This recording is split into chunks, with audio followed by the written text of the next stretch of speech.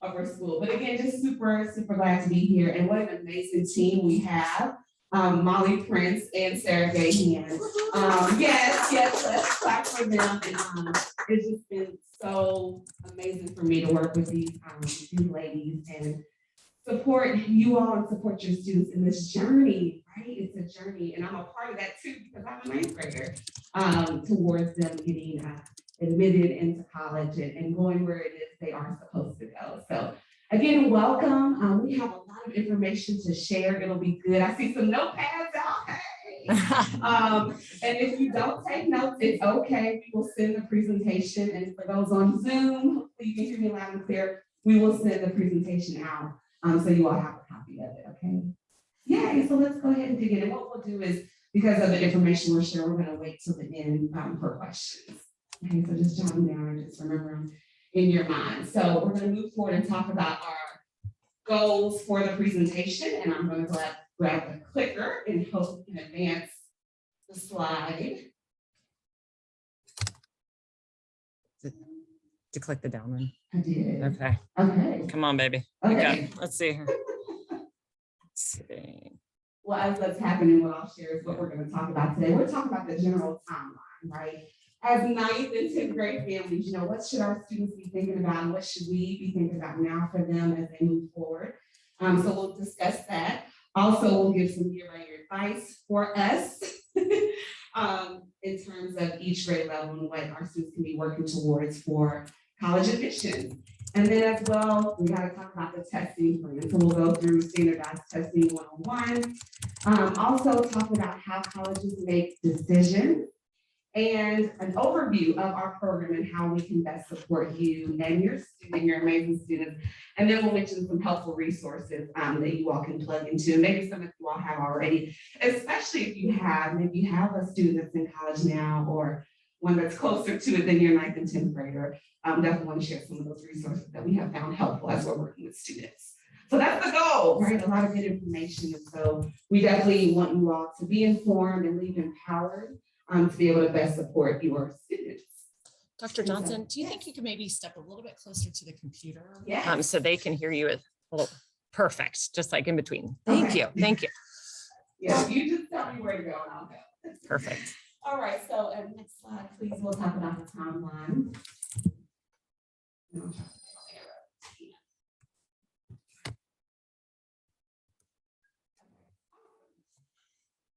So in terms of our timeline for our students, in thinking about 9th and 10th graders, and actually for our juniors this year as well, because our 9th and 10th graders will be, right, 11th and 12th graders, which is really crazy to think about. And so this continuum of exploration and self-discovery, and I would say, you know, our students are there, even if they're not a 9th and 10th grader. Maybe some of us are doing some of that, you know, exploration and self-discovery. And so they're learning who they are. They're learning their interests, right? They're learning their strengths. You all are getting that information too, right? As they make decisions. You know, our students are now in clubs and activities. And so I can definitely use my daughter's example, you know, a club that I thought she would want to be a part of. She decided, no, I'm going to do something different. So really this, you know, beginning of the school year for our 9th and 10th graders, really figuring out what it is they like and definitely hearing what they don't like, right? I'm getting a few nods. I hear that too. And then as they are doing that self-discovery, whether that's here, we know what's happening here at school, it's happening at home, maybe they're involved in other extracurricular activities outside of school, they're understanding more, again, who they are, their lives and their interests, right? And even their dislikes. And so as that happens, right, we're introducing, and you all are too, to their options in terms of college. You know, what's out there, what's available for them. Maybe where you went to school, or maybe a sibling or a cousin, they're starting to grab a hold of what's available to them. I mean, we have a lot of colleges and universities across the United States, and so they're getting that information. So as that happens and really moving into, you know, junior year, senior year, they're going to start to build a list, right? Build a list of schools that they're interested in, and also move toward that standardized testing, which we are going to talk about. And so once that's happening, I think about our seniors right now, right? That's right where they are. And then, you know, they're submitting the admission application. most are using the Common App, and so colleges are making their decisions. I know we skipped ahead, right? You all fast forward to year 2023 and 2024, fall of your students' senior year, right? And then they're making their decision, right? The colleges have made their decision, and the student is choosing where they're going to land. And then that magical day when you pull up on campus, right, and dropping them off. And so down at the bottom, as the students are doing that discovery, they're doing that research, and we're encouraging them. I say we, right? It's a partnership. I encourage them to do that research and reflect on what they've learned, right? What did I like about this school? Do they have the program that I'm interested in? What's the culture of the campus? And then reflecting on that as well. And then hopefully, which is what I love about the college counseling team, I know I'm new in this role, but I've already met with a lot of families, is that communication piece, which is so key, right? That our students are communicating with us and back and forth with those decisions, right? And then decision making, and then it just continues. All right, next slide, please. Down, sorry. Okay, all good. And so let's talk year by year. And some good advice for our freshman students, right? Hopefully they're getting off to a great start. I heard a conversation, that a parent shared, their students have a really good start. They're having a really good start to the school year. And I know coming from, I was at home in my last job for the last 15 months, which a lot of people were, and just the opportunity for our students to be able to start school in person. I don't know about you all, it's just so great for my daughter. It's been really good to help with that good start this school year. And so we want to remind our students and encourage them that their grades tell a story, and they have the opportunity to choose what that story is going to be. And so we want to be a good one for them that really showcases their strengths and their gifts. So we want to, again, continue to encourage our students in that. Also for our amazing ninth grade students to be involved, right? Amazing opportunities to do that. And they're already doing that. I see them running to their clubs, right? See them out on the field, on the stage. And so we want them to be engaged, but not try to do too much, right? So we as parents also have to talk to myself, have to help with that and not put them in every single thing, right? And then continue to build relationships with faculty. I think it's so cool and very timely that later this week we'll have our family conferences, and our students will be leading that. So that's helping them to build relationships with their teachers. Also continuing to explore their interests. And they're doing that through the clubs and activities they're involved with here and even outside of school, I'm sure. And then making convenient college visits. I told the students last week, they've heard us talk about the college visits on campus a lot, and we'll keep talking about that. We want our 9th and 10th graders to come to the college visits that we have on campus. And then we have some that are virtual as well. And so we want them to jump in on that and just listen. They may not know what to ask or, but just to be in that environment and start to make those connections are going to be really key as they move forward in this journey. And then if you are going out of town on fall break or maybe Thanksgiving or for Christmas, maybe there's a campus, near where grandma is or wherever you're visiting, where you can ride through the campus or drive through, and just to get them, and I'm sure a lot of the students have done it already, but to continue to build that knowledge of what campus looks like, what it feels like. Okay, so that's freshman year.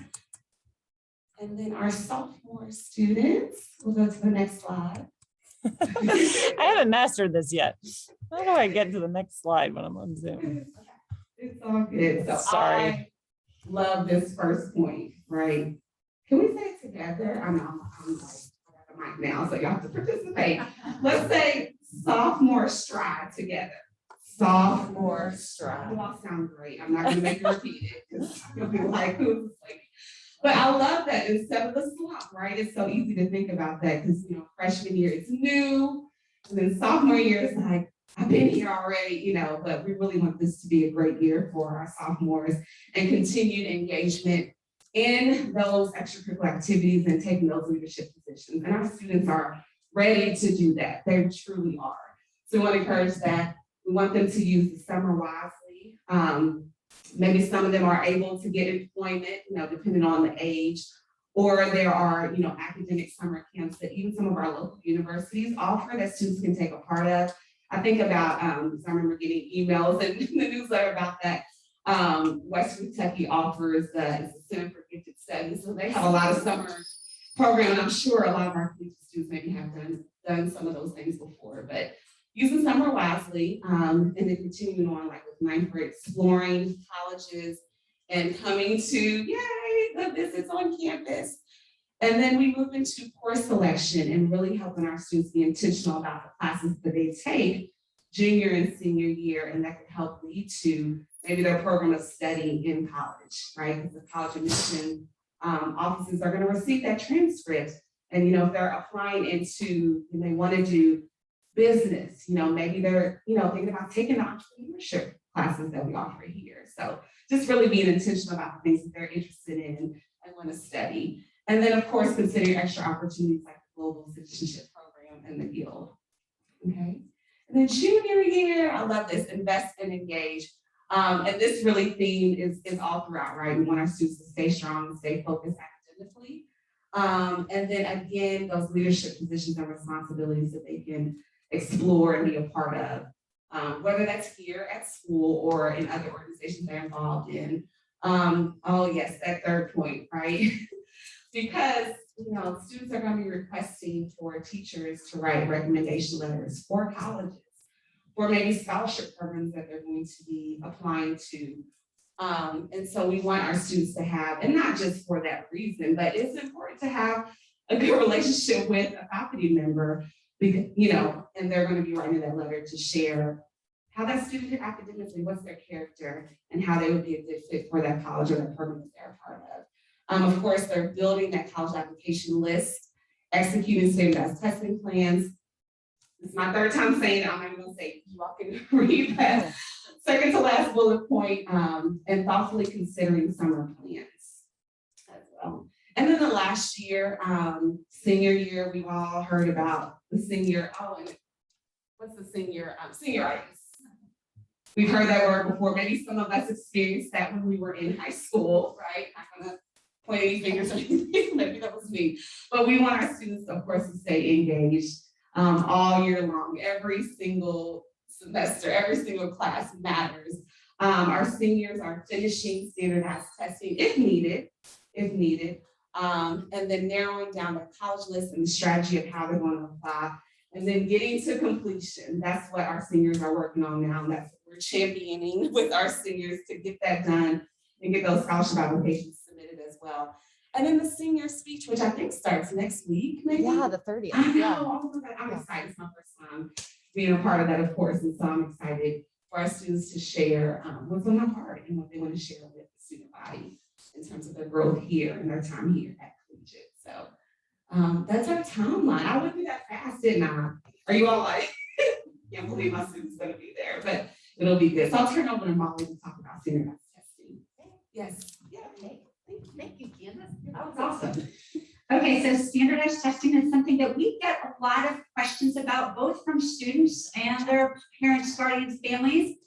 So want to share information with you all about it, but also want to some degree say, don't worry about that right now. But knowledge is power, so let's get the knowledge. So standardized testing 101 in ninth grade. And I say this so often, students should dig into their classes. And one, because Candace said that colleges see the transcripts from all 4 years, freshman year as much as junior year. But two, in their ninth grade classes, they are building their vocabulary. They are learning those algebra and geometric algorithms. They are building that reading fluidity. They are working on their writing skills. All of those things that are really assessed on those tests, they are building in ninth grade. And the best thing they can do to be ready for that test in the spring of their junior year is really dig in ninth grade and 10th grade and 11th grade. But my vote's for ninth grade. So that is the biggest thing that a student could do to be ready for standardized tests their junior year, is really dig in ninth grade. We do offer students the PSAT in October. It's October 13th this year. It's the 8th, 9th grade version. So they're going to take it again in 10th grade. And it's a different test, so that the score that a family sees in 10th grade might be a little different than what they saw in 9th grade, because the 10th grade test is going to challenge them more. Why are we asking students to take a standardized test? I don't think Collegiate is a huge advocate for standardized testing, but really just to get that practice, so that when they're taking it for college in junior year, it's not their first rodeo. They've done this before. They're comfortable with the test format. They're comfortable with, okay, I sit here and I make sure I have a number 2 pencil and fill in the bubble completely. So that's really just 9th grade. The other thing, and I love this fact, the number 1 predictor of success on the reading verbal section of the PSAT is how much does a student read. Not how awesome was their English teacher, although they are awesome. Not how much did they study with their PSA tutor, but how much do they read. So encourage your children to read early and often. And it doesn't matter. My son read a lot of Sports Illustrated. He could tell you so many statistics about basketball players, but that reading had vocabulary in it, and he learned weird words that he probably wouldn't have learned otherwise. So encourage them to read. 10th grade. Oh, Do you yes. mind maybe standing a little bit closer? Yes, No, yes, you're I'm perfect. sorry. I just want to make sure that they can hear all of this good stuff. Yes, Okay, okay, yes. Read. Okay. 10th grade, yes, of course, there's a theme today. Continue to dig into those classes. Again, in 10th grade, we offer the PSAT again this year. It's October 13th. It's a Wednesday in school. They take it in the morning. They'll do fun things with their classmates that afternoon. But again, it's just for practice. There's that score from the 10th grade PSAT doesn't have any weight anywhere else. It's just good practice. We also offer to our 10th and 11th graders, this is not part of the school day. It's a practice ACT. So the PSAT is a practice SAT. The practice ACT we're also offering in October, about 10 days after the practice SAT, so that they have both tests within 10 days of each other, so that we start to get a sense is they're one of these tests that plays more to your strengths. Most students perform equally well on both. For most students, it really doesn't matter. Some students like one more than the other, but most students score comparably, but not all students. So if there's one test that's going to play more to the strengths of your son or daughter, we want to know that sooner rather than later. So again, that practice ACT is not required, but encouraged. It's not part of the school day, but this year we're so excited. We have it on demand. So a test prep company called Compass Test Prep will offer it on demand between Friday the 18th. Yeah, October 16th to 19th. October 16th to 19th is when they can take it. October 19th, I think, is comment writing day, so your children don't have class on that Monday. So it might be a good time to say, you don't have class, but take this test online. Okay, do colleges prefer one test more than the other? No, they don't care. So if there's one test that plays to your son's strengths or your daughter's strengths, that's the one to go with. 11th grade, once again, October, we have the PSAT. In many ways, this test is still just a practice. However, it is also the qualifying test for national merit. The top half of the top percent of students by state qualify for national merit scholarship, national merit semifinalist level.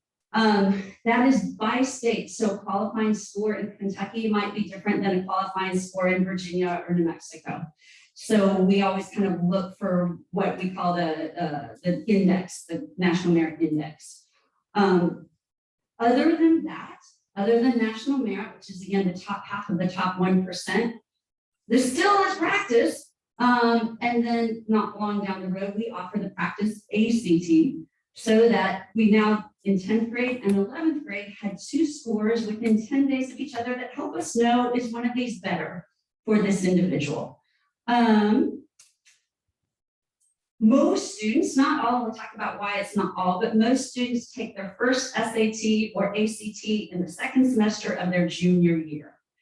Data actually shows that they perform best in the first semester of their senior year, but by that point, college application is just going full speed. So we kind of want to have a sense of where those scores might be before then. And also sometimes they knock it out of the park the first time and we say, okay, you're good, you're done. You don't have to do this again. So that for most students is second semester of junior year.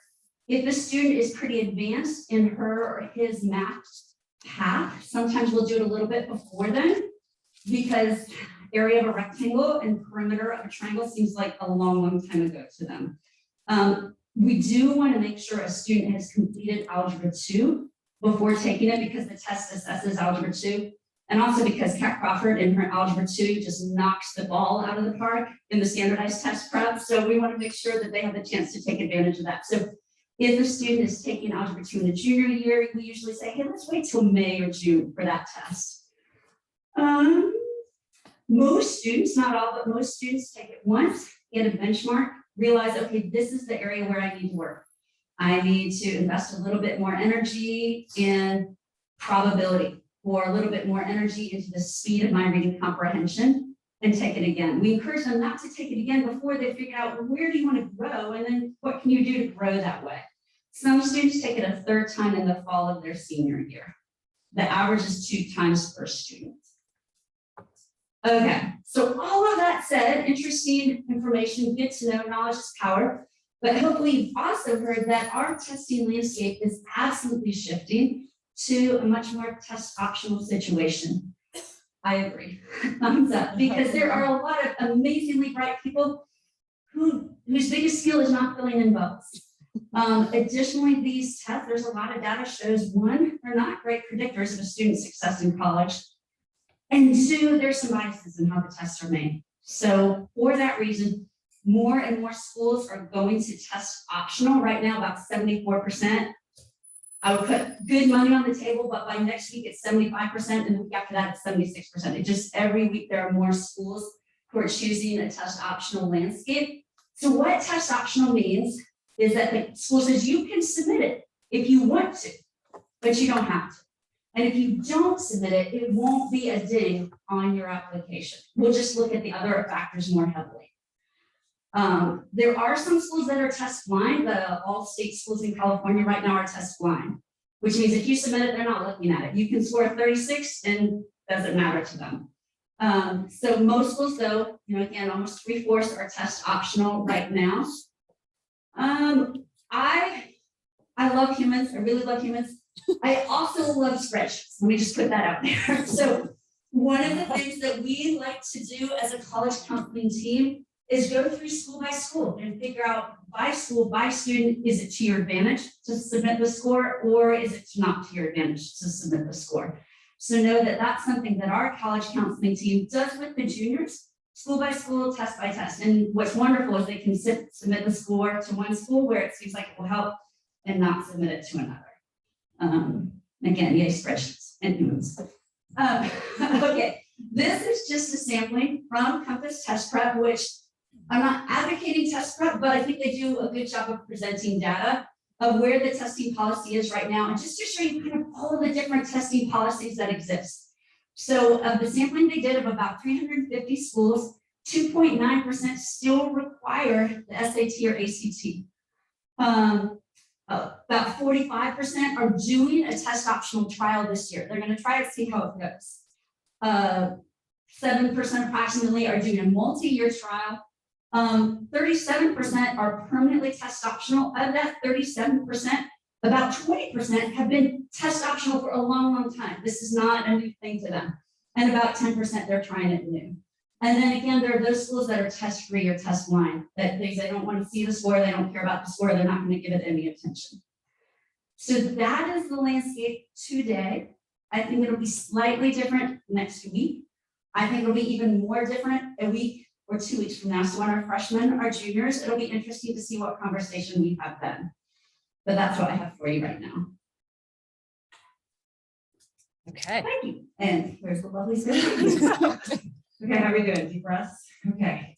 So I have a section of the presentation that's a little bit more of a reality check, right? So we do a lot of support within collegiate through the college process. And I think it's really important, we think it's really important that students and families understand how it works on the college side, right? Like how are colleges making decisions? And I remember when I first stepped into college counseling and I had my kind of like deep dive into the college side of it, my eyes were wide open. I was just like, whoa, I had no idea that this was happening kind of behind the curtain, right? And so what we really want to do is kind of do the same thing with you all, right? Pull back the curtain, talk about what's really happening on the college side. How are they looking at applications once we send them off? So that you guys can make informed decisions, right? You have the knowledge, you have the power to be able to make decisions that are right for you. So we're going to talk through a little bit of like the business side of it. Okay, so obviously this is what we all think about when we think of college. And this is what the fall brochures want you to think about, right? If you've already started to get some college brochures, it's always fall. It's students are always reading on the lawn. There's usually a hammock, right? Sometimes they're actually like have a kite. I've never seen a kite on an actual college campus, but in flyers, they're everywhere. And so, you know, and we think about, oh, look at the packed lecture halls. We probably don't see those now this year, but this is kind of usually what we think. We're like, oh, college is so idyllic, you know, and the students are like, I can't wait to get to college. But then we have this like process to get into college that is not nearly this pretty, okay? And we talk about this with students too. And we also think about admissions. Oh, we've got all of these lovely people sitting around the table. They're all taking, you know, at least 30 minutes to read every application. They're discussing how wonderful Johnny is and how they can't wait to get him on campus and he's got so many talents and skills.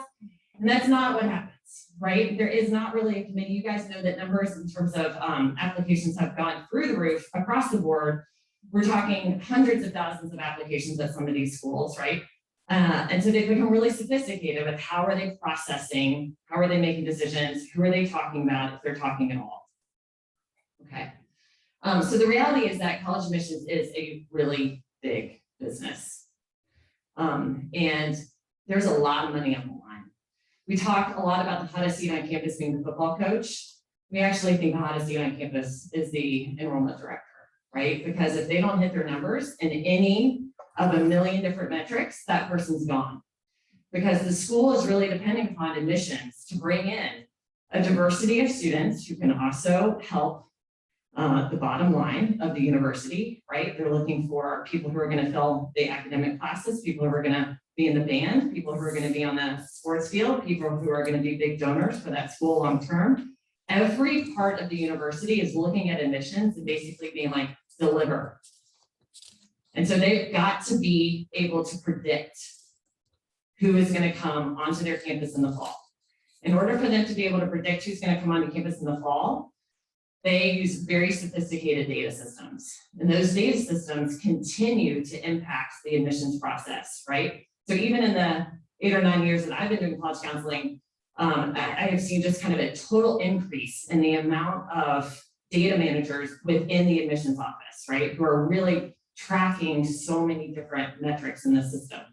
So I really, you know, we want college admissions to be this like super personal, meaningful process. And in many ways it is. And for us, when we work with students, we're really trying to make it personal and meaningful. And we need to understand that they have institutional goals and priorities that they're trying to meet. And sometimes the decisions that they make aren't personal at all, right? Okay.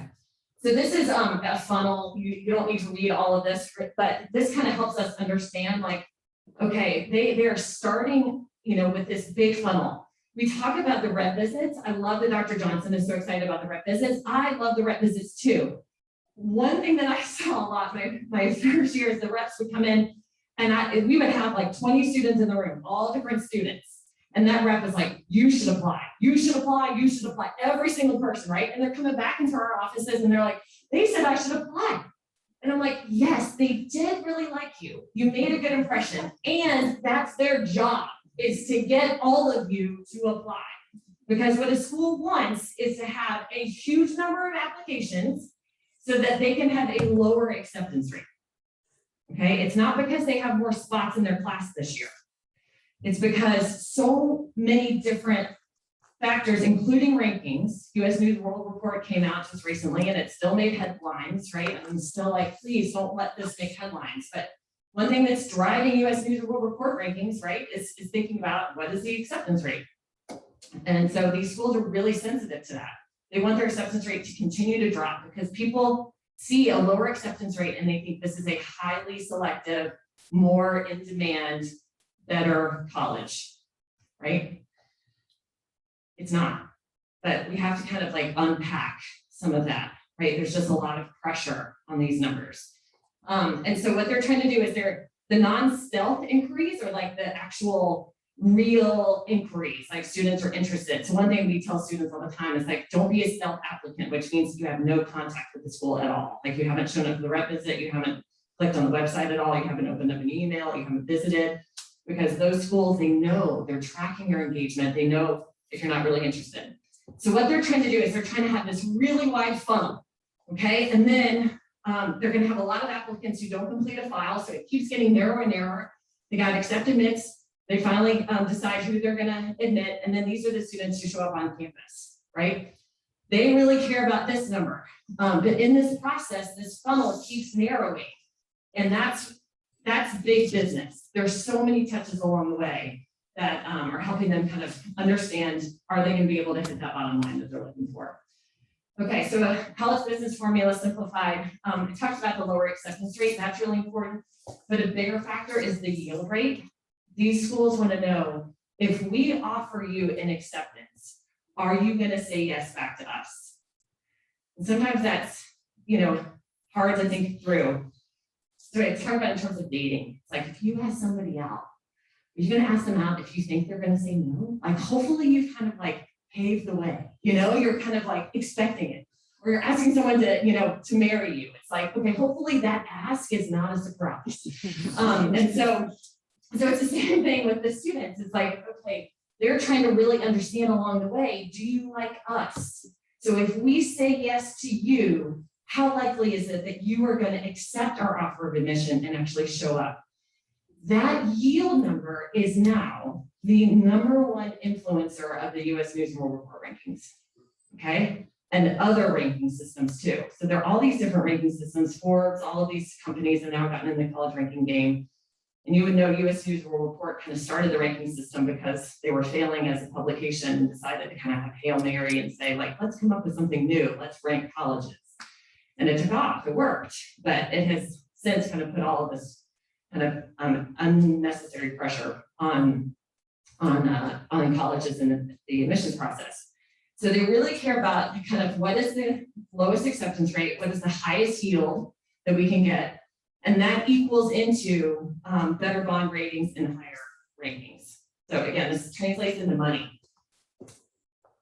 Okay, and then like I was talking about, there's all this pressure from all of the different constituents on a college campus in terms of how do we fill the seats? How do we make sure that we are representing all of the different parts of our community that we want to make sure succeed?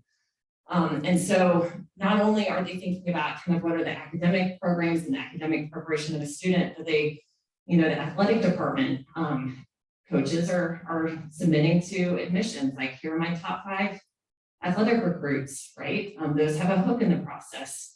Development is looking at who are the big donors, who are the legacies and alumni that are potentially going to be able to give. And then, they're looking at the arts and the diversity goals. Like there's so many different layers that go into a yes or a no.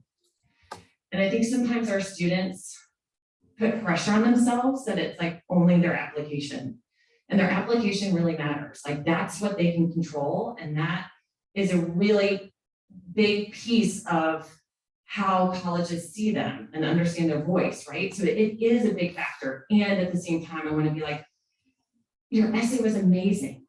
If you didn't get into the school, it's not because your essay wasn't amazing. And that's sometimes what happens, right? Is they get that no, and they're like, I'm not good enough, or I'm not enough for this school. I'm like, no. Like you were probably overqualified, so qualified. That so many schools, they could take 2 to 3 to 4, even 5 times the number of students and not change their admitted student profile at all.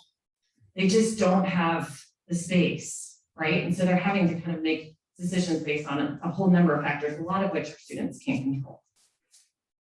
Okay, so here's a little bit of a reality check, and this is always kind of helpful for parents because I think it has changed a lot from when we applied to college. I mean, look at the number of applications, right? Georgia Tech, like, amazes me. In 2005, 8,600 applications, and then 2021, 45,350, right? And they just increased their enrollment by 1,000. Vanderbilt has actually decreased their enrollment in the past 15, 20 years, but they have got so many more applications. And so I think, I feel bad sometimes parents, say, well, they'll say, if I were applying to college now, I don't think I could get into the institution where I went. And there's some ones where I'm like, yeah, it's harder. It is harder now. There's so many more people applying to college. And the Common App has also made it easier for students to apply to a lot of colleges, right? So if you think back to the number of applications that you filled out, and I don't know about you, but I actually used a typewriter to fill out my applications, right? So that kind of 9th application was like, I really want to do that one. Now students are like, gosh, there's not a supplement essay. Like, why not? Let's apply to another one, right? And it just drives up numbers. Okay, so let's talk. I know this is kind of a lot of information, but there's one piece that I think is helpful for you all as you're starting out this journey into college admissions and thinking about how this works. And this was the biggest piece of the process that shocked me, right? Is that there are different ways of applying to colleges. And if you apply to a college, regular decision, which is how I remember applying to colleges, that's like the January 1 deadline. That's like, we kind of call that the Wild West. It's just a huge pool of applicants. And the numbers are really high, and that's the latest deadline for most schools. Schools now have these early deadlines, early action, which is a non-binding, just earlier deadline. And then they have this early decision application type. And not all schools use early decision, but a lot of them do. And the reason why is because early decision means that if you apply to a college and you get in, you are committed to going.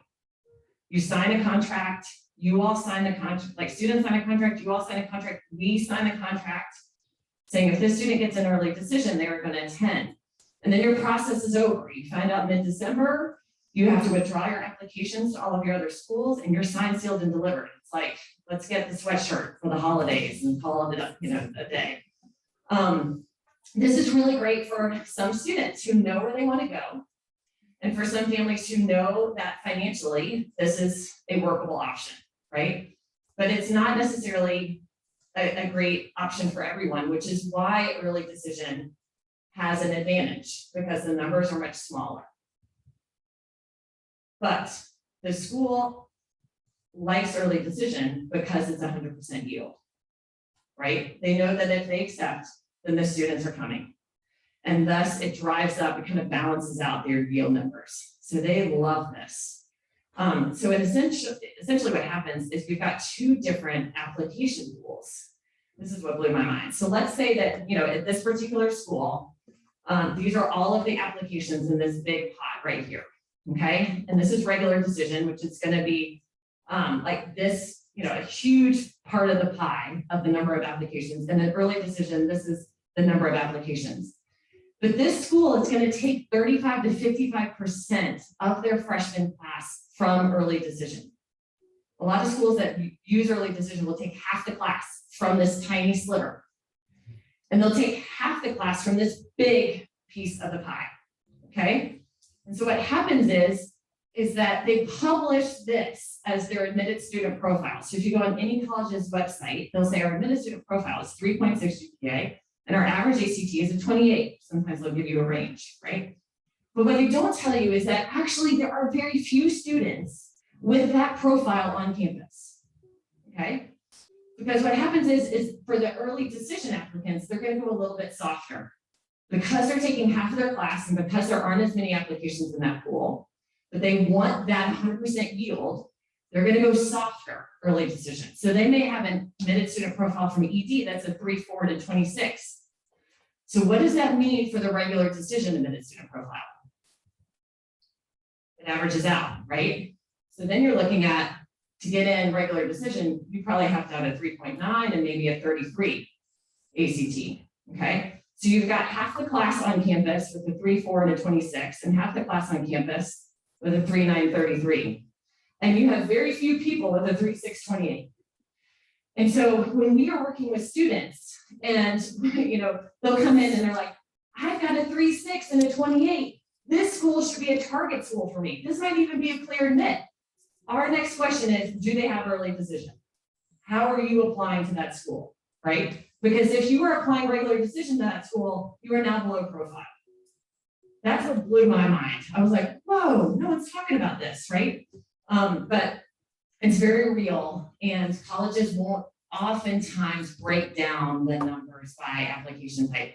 We do, okay? So that's something that like, we can't wait to get our hands on in January. And we'll go and look on like schools, newspapers in January, because they'll release their data to the school newspaper, but they may not release it to college counseling offices, you know, and we're just like digging for that number. Like, come on, tell us what percentage of the class did you get and what was their average profile?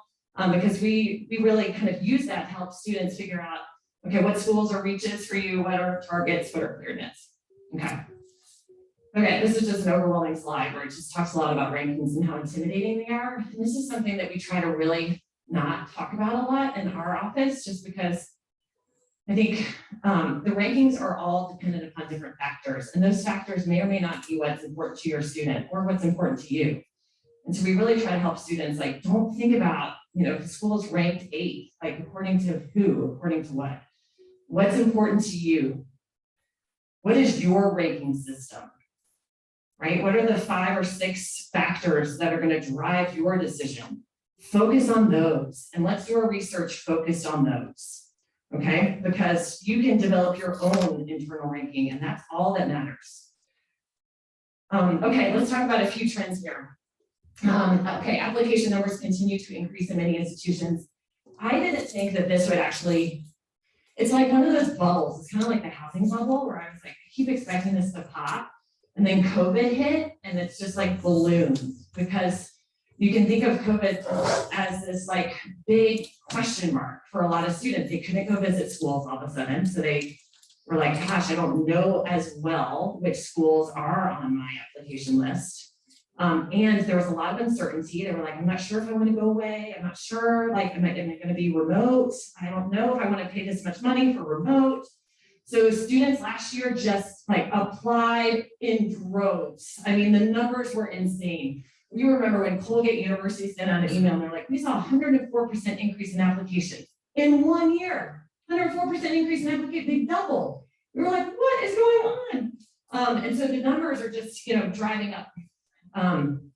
So that means acceptance rates are continuing to decrease, right? Because the number of spots at a particular institution is not increasing.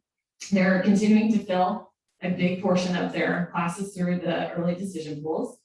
ED3, okay, so there is no such thing as an ED3. There's an early decision 1, which is typically a November 1 deadline, here back in mid-December.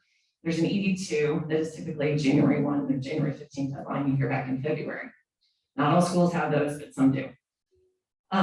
What we are starting to see too is that the waitlist numbers are going up, right? So, and unfortunately, it may mean that like the students applying early to a school, they get deferred to regular decision, and then they get waitlisted. So they just keep getting like blocked. They keep getting pushed, and it's just cruel. It's so hard. It's like the student deserves a decision. But what happens is that the school is trying to protect itself, and it's trying to protect its yield. And so they may decide, we're going to go low on our acceptance rate. We're going to wait and see how many of those students that we accepted say yes to us on May 1. And then if we have under enrolled, we're going to go to our wait list. But before we go to our wait list, we're going to call these students and ask them, will you accept our offer of admission if we offer it to you? And they'll only offer it to the student if the student says yes, right? So it's essentially like another commitment. And that way they are protecting. So they're going to have 100% yield from that wait list. Does that make sense? So it's tricky and it's hard, but we are starting to see more and more students get waitlisted. And that's a hard place to be because they think like come May 1, at least I'll know. And then everyone, you know, every year we have a few students where they're like, I'm putting down a deposit one place, but I'm waitlisted at like 4 or 5 others. Like, are those going to come through? I don't know. Maybe August before I know. So we keep saying it's a marathon, not a sprint. It's a marathon, not a sprint. Like pace yourself, take care of yourself. We're doing the same thing. Sarah, do you want to go time for questions? Yes, I'm going to finish up real fast. Okay. Demonstrated interest is important. Okay, we talked through that. Can I go through this really What you, fast? yes. Okay. So this is like a totally sample. This is a sample rubric. Not all colleges will use a rubric, but a lot of them will use a rubric like this. And they will give a certain number of points depending upon what their priorities are in the process. So let's say GPA and grades are the most important. They may have an option for 5 points. So the student here may get, you know, say that they get pretty good rankings here, and they get a score of 16 out of 23, right? And there's a lot of reasons why they will score students in these different ways. But for some schools, a 16 out of 23 may mean that they are automatically admitted, right? Maybe they have a cutoff and they're like, everyone 16 and over is automatically admitted. Or they may say everyone 20 and over is automatically admitted, everyone 10 and below is automatically denied, and the people who are in the middle, those are the ones who get discussed at committee. Okay, so not every application is getting read at committee. Okay, why is all of this information important? Because we really want you to like be empowered and educated about how this process works. Because we know that come junior and senior year, when you're coming in with your list of colleges and trying to understand like, hey, is this a really good list? Does it fit my child? Is this going to work out? Am I going to have options at the end of it? Will I be able to afford it? We are all talking the same language, right? We all understand how colleges are making decisions, and thus kind of why are we making these decisions? Is this going to work? Because it's one thing for us to go through this kind of like, yay, happy-go-lucky, hopefully it's gonna work out, let's cross our fingers. No, like we know that this is too important to you and to your student. And so we wanna go in like eyes wide open. This is all work, makes sense? Okay, I don't know. Can I end on this? Yeah, let's end on this. Okay. Okay, so Sarah is kind enough to share the hard news that this is for colleges, and the colleges are businesses. Generally, they're non-profit businesses, but also not non-for-debt businesses. So, you know, that it is, there are many numerics involved in this process from the college side, and we make it our job to understand those so we can really support your daughters and sons. But the other thing that we want to do is make sure we help them understand themselves really well and have a great fit. And we'll talk more about this, especially as students come into their junior year.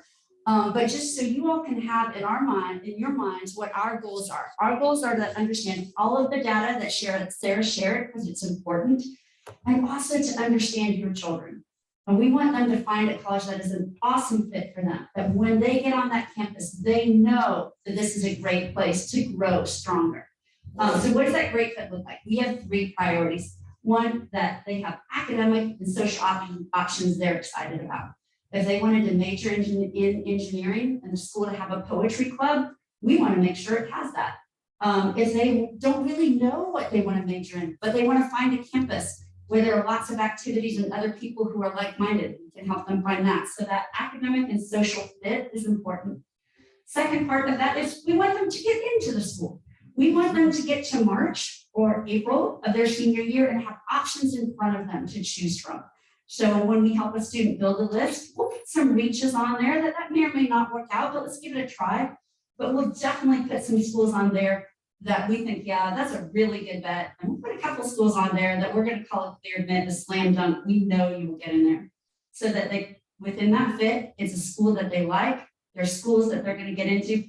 And lastly, that it's affordable. That the last thing we want is for a student to choose a school in September and apply in November and hear back in December, yes, and in January realize this doesn't work for my family's finances. So those are the 3 factors that we really pay attention to. I like those factors because that takes all of the metrics that are on the college side and balances them with what does your child want, or what do they think they might want down the road. So that's our goal. We'll talk more about that down the road, but kind of wanted to end on that note and also give you all a moment for any questions from your dream team. I hear. Yes. I keep hearing, and now that for years that the standardized tests are not the best predictors of success. Honestly, what we all want is for our kids to be successful. Yeah. What are the best predictors? Right there for now. that success? Thank you so much. Wow, dang, that was good.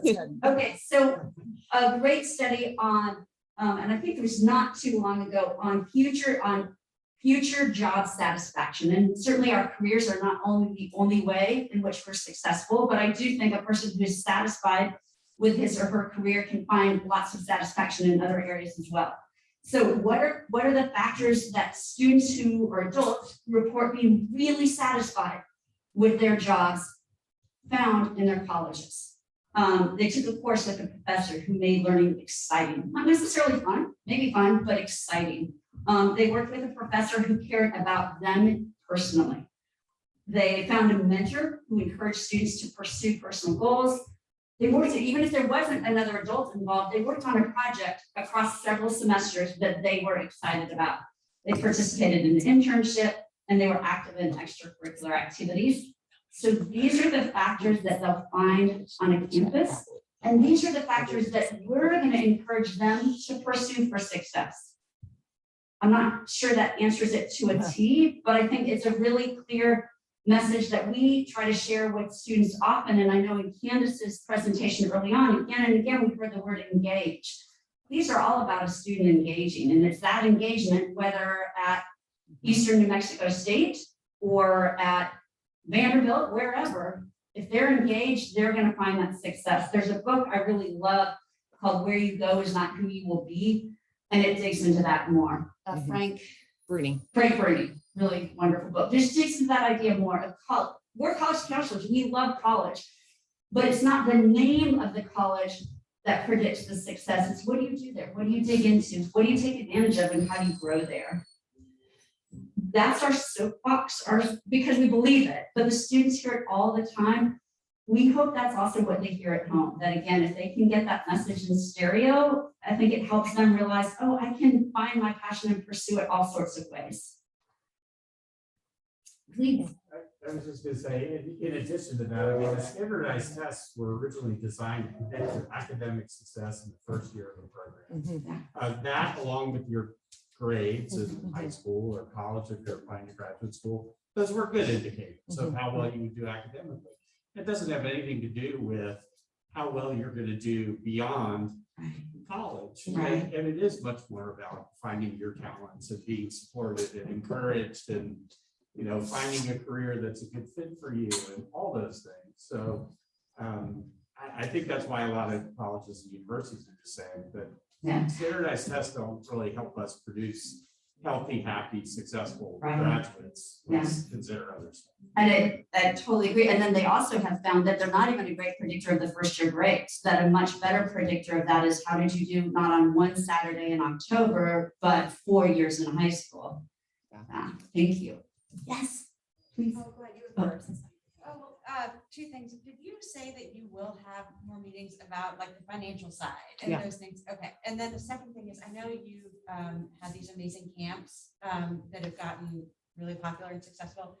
Have you all thought about doing one for like younger kids, maybe touring some of the local colleges that we, because we're working full time and raising children, like can't do, but would love you to help us with? Yeah. That's so funny you would mention that. That's actually one of my goals for this year. I took I took a handful of students this summer, as many would fit in the van, to UK and University of Cincinnati. And we all said that was really valuable. We need to find a way to make that happen during the school year. It was hard for the students in the summer. It's sometimes hard for us during the summer, but know that's a goal in progress.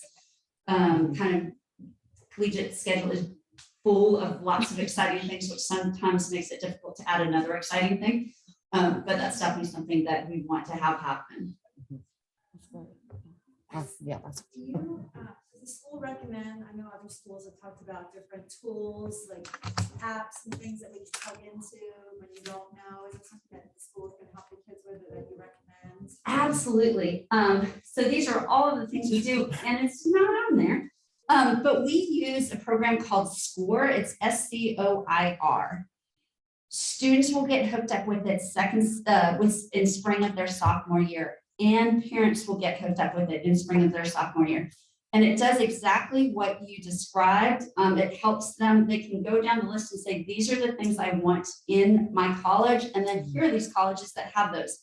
I think we have a slide there, but And just one that came to mind. So the federal government has, I think it's called the College Navigator. I don't know if anyone's heard of that before, but that's, you know, if a freshman or sophomore now wants to do some kind of, you know, pick out their interests and see that kind of profile, but it's called College Navigator. And the College Board has some really good tools as well. And I love Google because you just type in that and get straight to it. So College Navigator, College Board. Can you share about new science as well? Because okay, so one other thing that isn't specifically college oriented, but in terms of students understanding their passions, their strengths, and what career fields that might lead them to, we use this platform called SCORE. And one of the gifts that SCORE tacks on to its application is a program called U Science. So a student does 10 online tasks that discern different strengths that they have, just natural aptitudes, everything from eye to detail, to creating solutions to a problem, to organizing data. These takes these 10 different online tasks, and then also does an inventory of what are things you like and don't like, what are your affinities? And based on those strengths and those affinities, these are the career fields that SCORE says you might want to explore. And maybe we all did something similar to this in high school. I just like that it's linked not just to your affinities, but look, you know, these are skills, these are natural talents that you have that will help you be especially successful in this field. I had probably 8 juniors do it last year and they loved it. And they said, whoa, it like read my mind. How does it know me so well? Got it. So anyway, that's something we do in spring of junior year. Okay. Yeah. Thank you all so much. Obviously, we could keep going.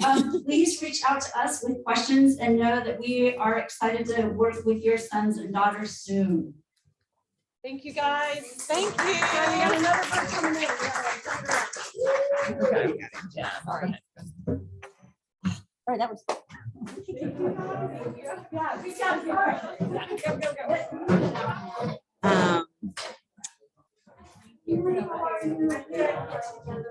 Oh, you're welcome. Oh, yes. Let's press up here or stop share.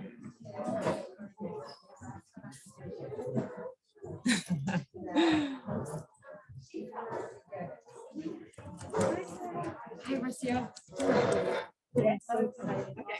Thanks for coming. Yeah.